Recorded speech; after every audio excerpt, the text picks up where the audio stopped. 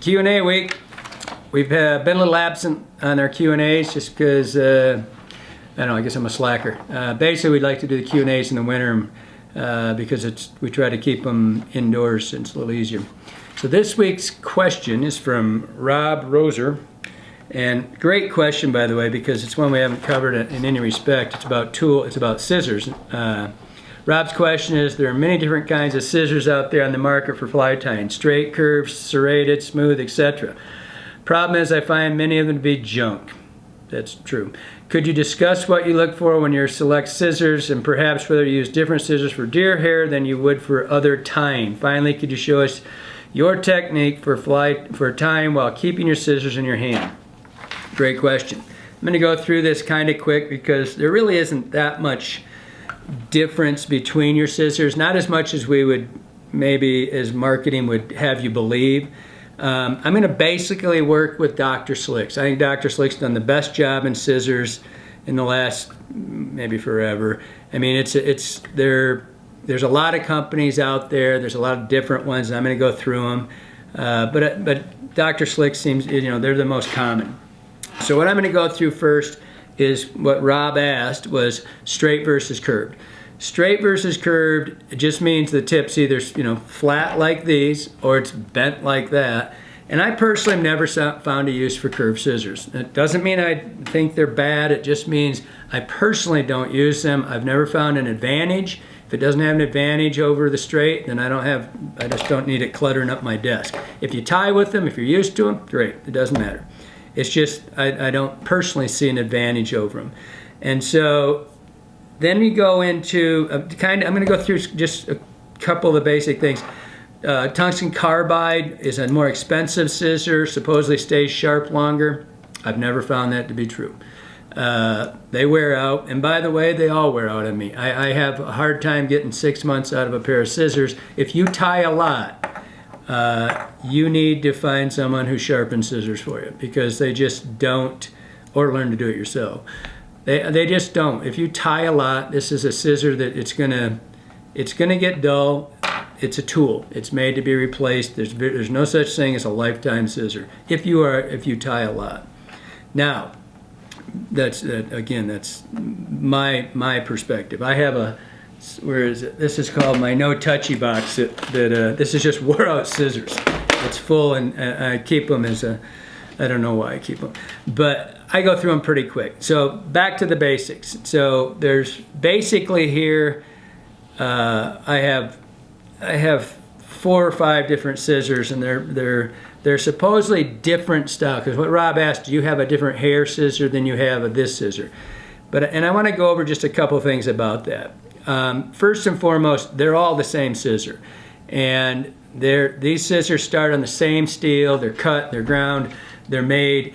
One is not going to cut hair, to his question, serrated versus flat blade. Again, I've never seen a serrated blade work better on hair for me personally, than a flat blade. So I'm dealing with all flat blades here. And so I'm going to walk you through them, just the basics. So what I've got over here is called an arrow.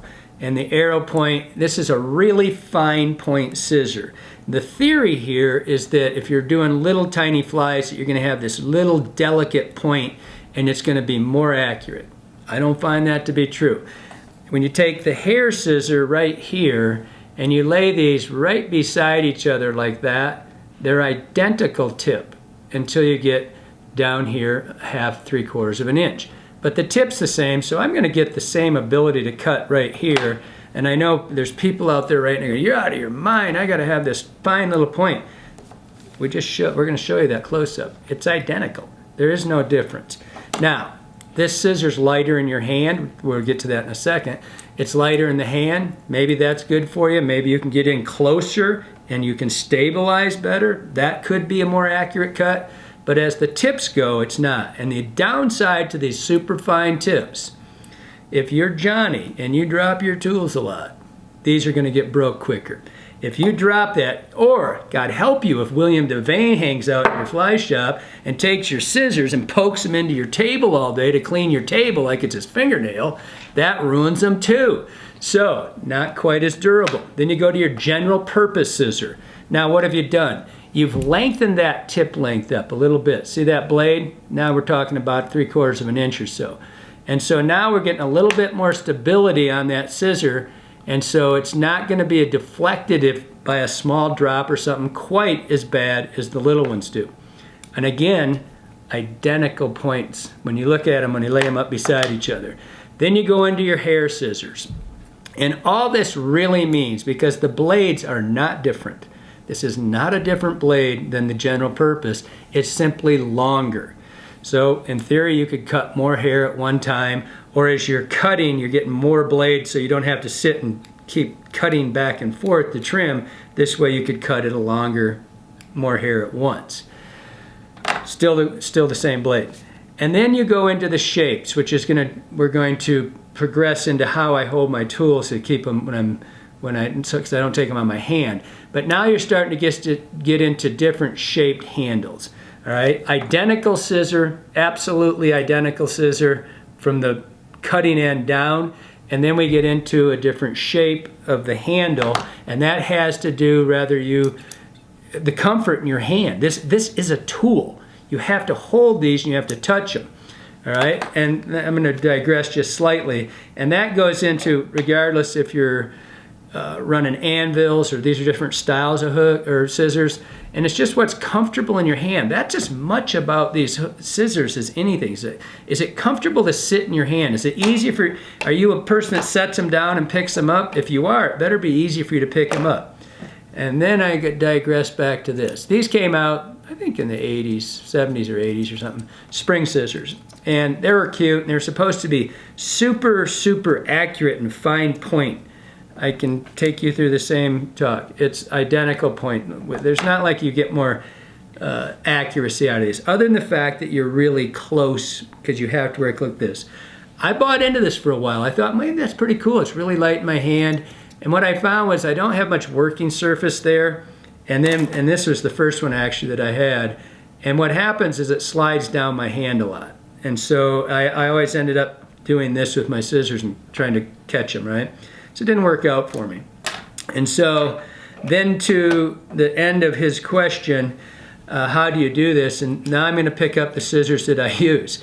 And so we're going to go, I get this question a lot. It says, I don't see where are those scissors that you always have when you're tying on your videos or your seminars?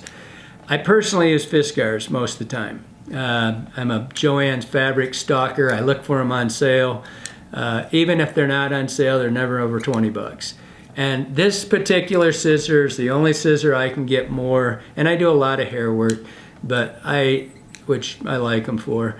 I like the length of the blade. Now we're going to get to personal, what I like, and that's what your scissor is going to end up being. It's personal. Do you like it? And like I said, if you start with that long of a tip and it's curved and it works for you, great. It doesn't matter. Everybody's different. And so I use this Fiskar, and it's a scissor that I can get 6 to 9, sometimes maybe 10, 12 months, not very often. They all get dull, but this scissor sits well in my hand, okay? It's light. Now, Rob asked, how do you keep your scissor in your hand while you're tying? So back to that.